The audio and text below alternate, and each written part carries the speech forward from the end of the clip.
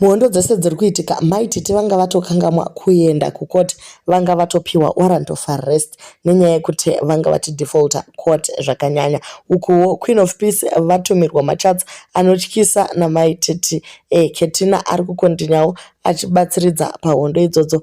Ngoni hapo pamatitle deeds. Welcome back to your channel. Please don't forget to like and subscribe. Sezvatambotaura zviya guys kuti zvikafamba mushe tofanira kungoti pati pamwe. So maititi vazoonekwa vaenda kukoti. Ivo she issued a statement vakati ndakanganwa court neexcitement landlord ndaitozongosungirwa kuimba nyowani, but vaitozorasika mapurisa acho because imba isina title deed inogona kushayikwa pamadirections. So vasvika kucourt ikokoko, but nyaya yanyatsa kurwadza manetizens day kuti vedwe shumba vanoita kunge vachastrokera murodhi. Tinashe ndiye anofanira kuva aripo. Mari was used for their wedding. Iwewe ndobva wazongorova hako stray bullet kamuchacha ari kutsva nefeli glow hake pamapictures apo, nenyaya yekuti pavidhiyo raiswa iro anga asina filter, but baba ava vapinda busy. Chero iye kamuchacha apinda busy kani zvakunzwisa tsitsi izvi. Cat family dee mambobatsirawo isati yakunze court family jealous down kusvika pakuzika mwana madziro emukoti zvinovengwa nevaroi izvi. Okay, then toenda panyaya yangoni. Vanhu vakawanda vakumunzwira tsitsi nekuti title deed rakanyogwa kunzi tarisai Cleopatra Chikocho. Hapana munetsiwa akanyorwa apa. Ndanzwira zvangu tsitsi ngoni. Ukaita hama yemukadzi yakadai utoziva kuti nyika yese we will know zvakavanzika zvese zvemumba mako nemukadzi wako. Now we all know kuti ngoni hana chinhu. My title deeds ari muzita remukadzi. Pakadaro ndobuda zvangu mumarriage yacho, not because zita harisi patitle deed but because zvakufumurwa namaiguru. So maiguru vafumura hapwa kuti dzimba dzese dziri for title deeds ari muzita ramadam boss. Mama netizens ari kuti she is justified because since muri imi zvakare manetizens muri kuti mukadzi ndiye ari kushanda nesimba, zvakangonaka kuti dzimba dziswe muzita rake. This guarantees kuti vana vake vachakura zvakanaka pasina anovashungurudza vaine kumba kwamai vavo. Zvimwe zvacho musakangamwa kuti ngoni wakambomanya mumasango, so panogona kungozouya vamwe vana vachirwira imba yababa vavo, asi vakasvika vakapiwa matitle deeds akanzi Taira Chikocho, aiwa vanhu vavangoziva nzvimbo yavo. Then Queen of Peace vanyora vakati zvigunduru zvevarungu zvitori nani. One chacho chakatondiita director ndobva chandiita credit score mudenga, few months to receive Scotland title deed.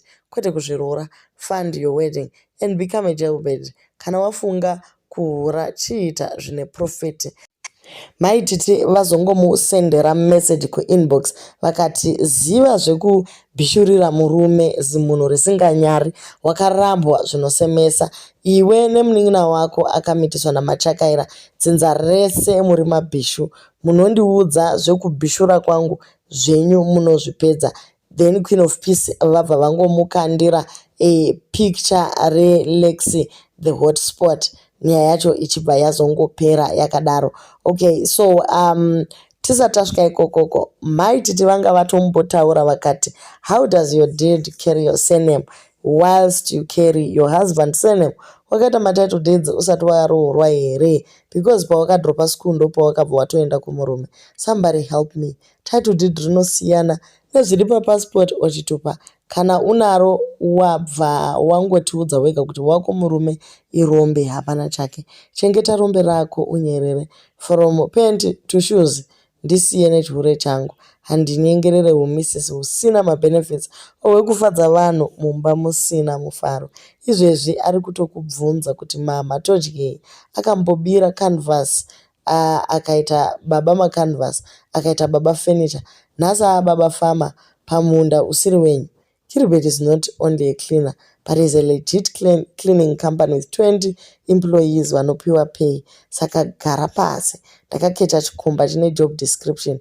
He also has 2 houses which he built right here in Zimbabwe with his previous wife, which I'm not even bothered about because I wasn't there when he did so. Wako murume ndewe zita. Kana perfect title deed matadza kumuisa.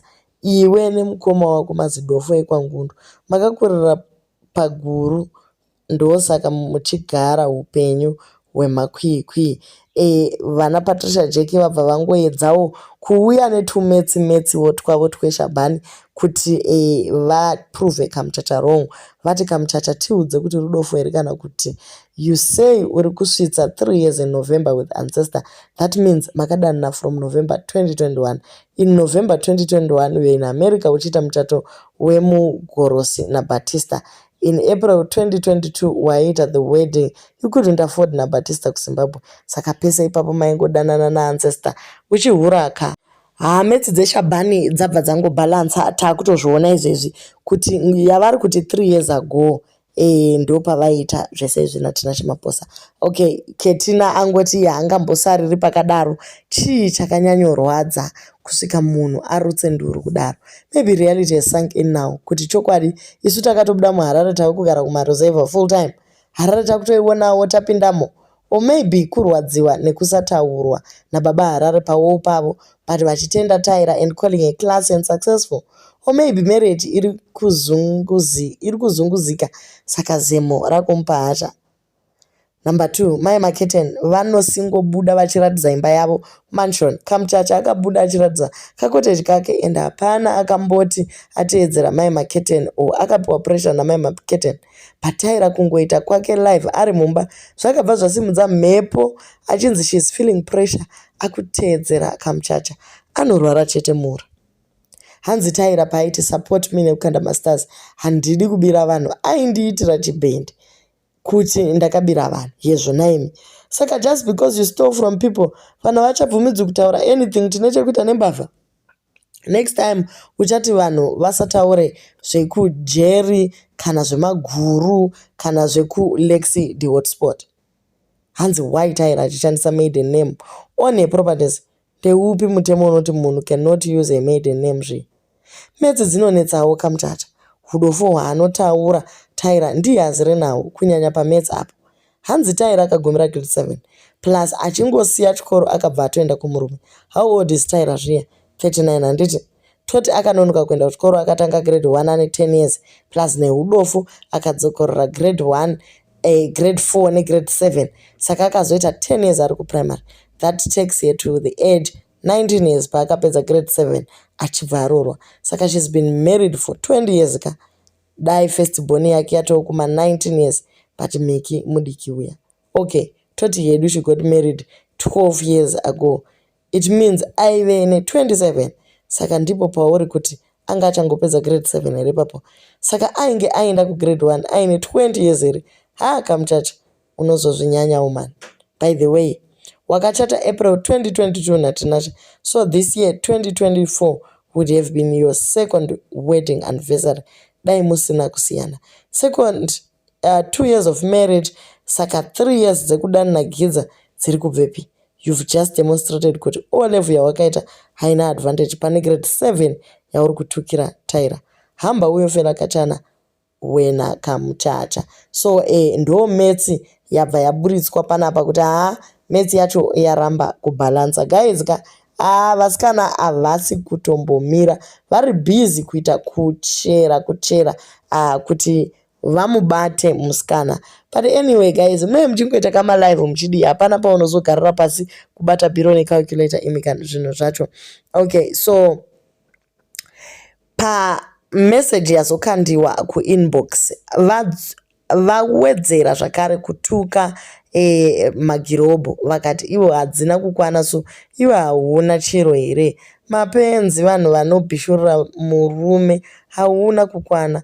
Munozviita vane mari. Wai muchisoronesa neni ndisina mari? Pinga hadzina noise. Udze kule gudo vauye vatore fairly glow. Munonditukira edzi yangu. Wenyu mai wakafanei. Unonditukira fifi mugodi. Kwa iwe wararwa nevangani? Musiye aite zvaanoda nechinhu chake. Chero akaita chibhishu akatodza mai vake. ndiyo mhinduro yapiwa sisi vamadam boss fungai mutese namaitete. Vamwe vari kuti ndofunga ex husband waMutisi anongoti good riddance. Bitterness ina this is too much. It might be things he bottled up for years muchimarriage chake chakamurwadza zvakubuda manje. Sure, imagine losing your dignity to fight for someone who is already doing that nemadimikira. Tarisai anozvimiririra ega nemadimikira iwayo they are enough. Ndosaka muchiona fairly responding vanozivana kuti apa ndabatwa panonaka unoti zvokuti akanyarara vadrama. This is fighting her own wars. This has nothing to do with Tarisai.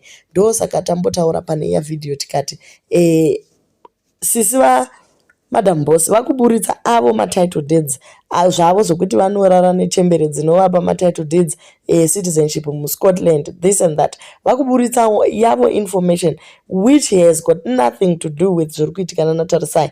Tarisai namaititi vane yavo hondo yavari kuita ende vari kurwisana nemadimikira ende Madam Boss vari kutoita vachizvisekera vachizvifarira, but sisi vavo vatopinda nehati munyaya iyi. Dei varega kumurwira iko zvino vakupinzana nekutukisana nevabereki. Chii chakadaro chinenge ngozi. Naive dwe.